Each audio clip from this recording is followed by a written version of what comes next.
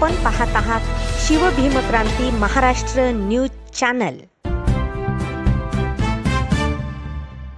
मराठा आरक्षणाच्या अंमलबजावणीस विलंब, पोलीस भरतीची तयारी करणारा तरुण व्यथित, उचललं टोकाचं पाऊल। आरक्षणाच्या अंमलबजावणीला विलंब होत असल्याने व्यथित झालेल्या तरुणाने आत्महत्या केल्याची धक्कादायक घटना सोनपेठ तालुक्यातील नरवाड येथे घडली आहे। उद्धव बाळासाहेब जोगदंड, वय 23 वर्षे असे आत्महत्या केलेल्या तरुणाचे नाव आहे। तो जालन्यातील आंतरवाली सराटी येथे मनोज जरांगे पाटील यांच्या बैठकीला उपस्थित राहिला होता।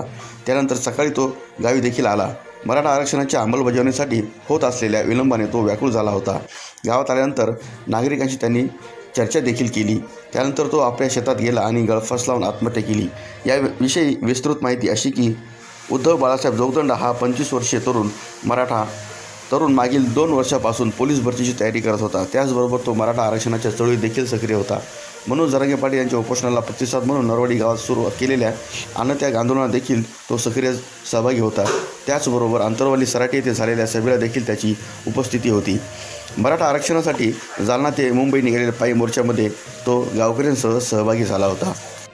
आज आमच्या गावामध्ये मराठा आरक्षणासाठी बळी गेलाय। उद्धव बाळासाहेब जोगदंड या तरुणाने रात्री मराठा आरक्षणासाठी आपले जीवन संपवले। हा तरुण काल अंतरवली येथे बैठकीसाठी गेला होता।